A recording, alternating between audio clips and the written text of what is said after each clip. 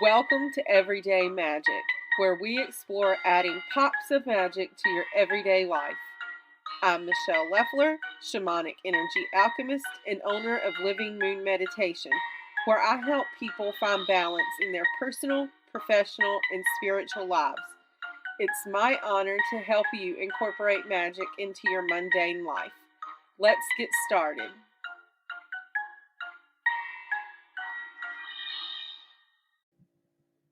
Love Everyday Magic podcast? You can support it and me and help keep it ad-free by joining me as a patron on Gumroad. For as little as $7 per month, you can help keep me going.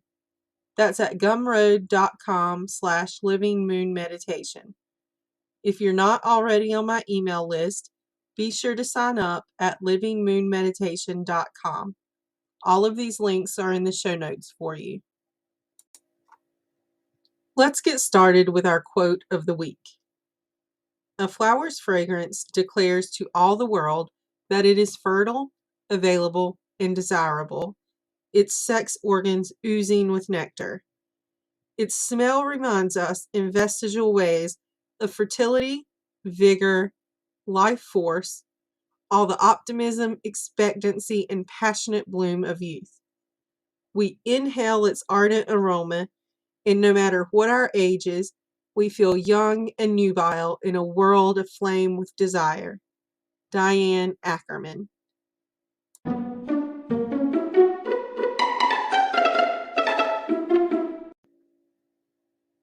The annual calendar cycle is often referred to as the wheel of the year. This is because it's a cycle that keeps repeating. It also has seasonal fluctuations with sacred dates clustered together throughout. Yes, there's the odd secular or nationalistic day thrown in here and there, but in terms of sacred days, they tend to cluster together within the given seasons. Every season has its own, and most spiritual groups have at least one sacred day within each season.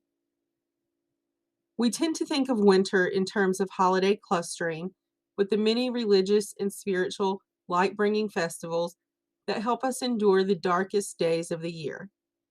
Yet winter is not alone. Spring is another season with a myriad of festivals. It's the time of fertility celebrations, and that's what I want to talk about today. I want to discuss the similarities between several of the various spring fertility celebrations. Now, please note that I am presenting these holy days in alphabetical order within the English language. Because many of them are held on differing dates each year, they may or may not occur in this order. We'll start with Easter. Easter is a Christian celebration of the death and resurrection of Christ. It is a movable holiday occurring on various dates each year, but the specific date is based on when the first full moon occurs after the spring equinox. This holiday commemorates the crucifixion of Jesus, his burial, 3-day descent into hell, and his resurrection and defeat over death. All of these taken together provide salvation for followers of Christ. In many instances, people buy and wear new clothes in order to look their best for Easter services. In addition to religious services that occur at sunrise in cemeteries, the day is often marked with non-Christian aspects taken from Ostara, such as rabbits and eggs, when the Catholic Church forced conversions and took the pagan day and whitewashed it with their own celebration. Holi is the Hindu festival celebrating the beginning of spring. Because the Hindu calendar is lunar, like the Jewish calendar, the day does not always fall on the equinox, which is a solar astrological marker. Because the Hindu and Jewish calendars are both lunar, Holi and Purim fall around the same time, often on the same day, or within one day of each other. Holi is known as the Festival of Colors and is celebrated with vivid color pigments being thrown around. There are also bonfires and festive meals to mark the occasion. Holi is sometimes also referred to as the Festival of Love and is a time when people gather together and forget grievances they have with one another. Nowruz is the Persian New Year celebrated on the spring equinox. This holiday is preceded by a major spring cleaning to ready the home for the celebration. Nowruz is celebrated with bonfires and a festive meal shared with friends and family. The meal includes various fertility symbols, including eggs and spring greens. Many celebrants buy new clothes specifically for Nowruz so that they will look their best for the celebration. Ostara is the pagan celebration of the spring equinox, and as a result, always falls around March 21st. It is a celebration of the fertility goddess Ostara. The day is celebrated with planting, nature walks, time outside, and various other rituals to welcome spring. Symbols of the day include fertility imagery such as the rabbit and the egg. A festive meal is generally celebrated with eggs and early spring greens. Like all Jewish holidays, Passover falls on the same lunar or Jewish date, the 15th of Nisan, but moves dates on our Gregorian or solar calendar. Passover is a 7-day festival commemorating the Hebrew slaves' exodus from Egypt. The holiday begins with a festive meal known as a Seder, which includes the retelling of the Exodus story. For 7 days, the festival is celebrated by not eating leavened bread. This is done in commemoration of the Hebrews who had to flee at a moment's notice and did not have time for their bread to rise. At the Seder, and for the following 7 days, the only baked goods eaten are unleavened bread.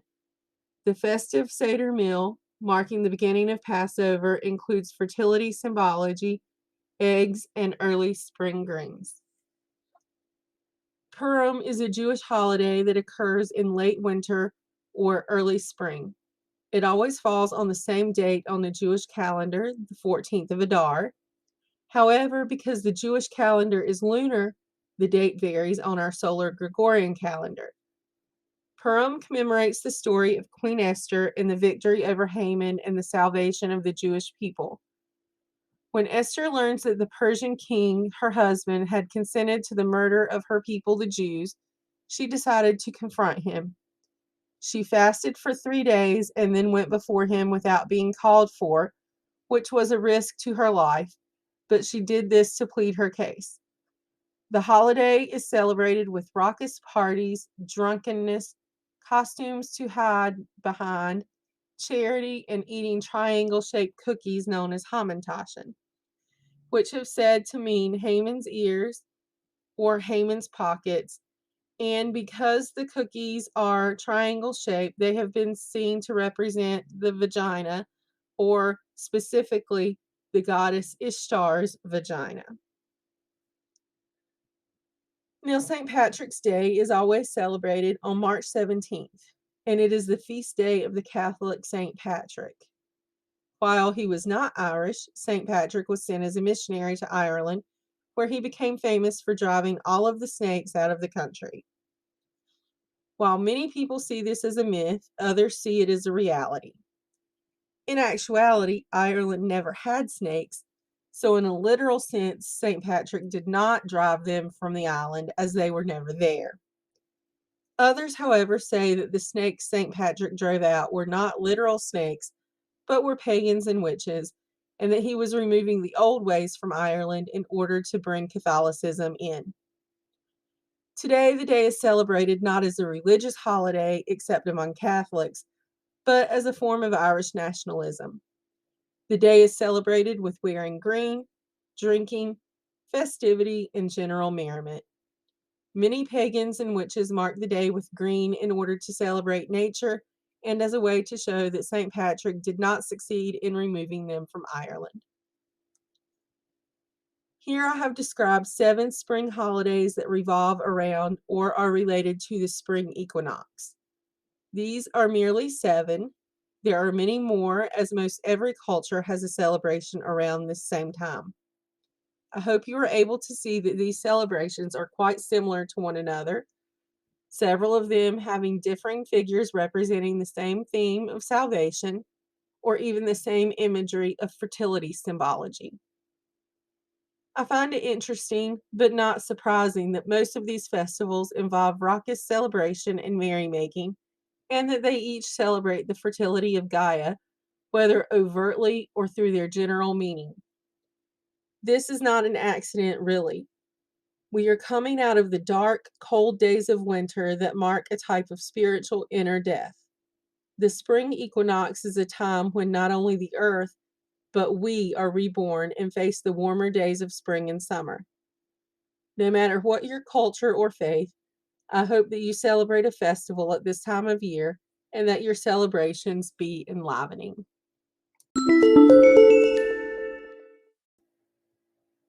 And now for the Astro Forecast. On March 25th, we have a last quarter moon at 1:37 a.m. Eastern Standard Time. On March 27th, Mercury enters Aries at 3:44 a.m. Eastern Standard Time. March 28th, Neptune is sextile the true node at 9:13 p.m. Eastern Standard Time. And on April 1st, we have a new moon in Aries at 2:24 a.m. Eastern Standard Time.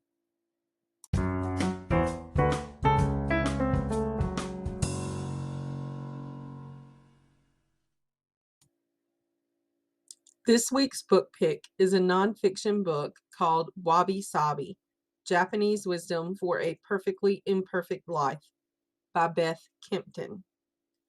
This is a small but mighty book. It is small in dimension, but don't let that fool you about the contents. This is a brief read, but it has tons of wisdom for living a simple, peaceful, and beautiful life. The book blurb says, Wabi Sabi is an ancient and deeply held philosophy closely tied to Japanese culture. Wabi Sabi sees the beauty in imperfection, appreciates simplicity, and accepts that change is inevitable. With roots in Zen, the timeless wisdom of Wabi Sabi is more relevant now than ever. This book has 8 chapters ranging from the origins of Wabi Sabi to Wabi Sabi in our current culture to applying Wabi Sabi principles to our careers and relationships. It provides wisdom and guidance for how to live a simple, practical, and imperfect life by embracing those imperfections. If you find this brief overview intriguing, be sure to check out Wabi Sabi, Japanese Wisdom for a Perfectly Imperfect Life by Beth Kempton. Love Everyday Magic Podcast? I'd love to have you give me a 5-star review on Apple Podcasts or on your favorite podcast app. Want more magic with me? Join my free Facebook community, Bad Witch Society. It's the perfect place for anyone who's ever been told that their brand of magic or witchcraft isn't right. Your magic is valid. Let's celebrate it together. You can find it at facebook.com/groups/badwitch, all one word.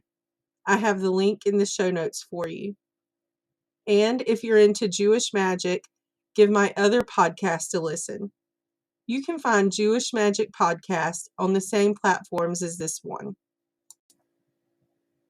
Do you have a witchy question you're itching to have an answer to?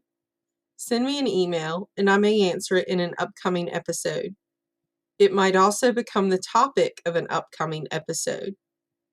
You can send questions to me at hello@livingmoonmeditation.com. I have the link in the show notes for you.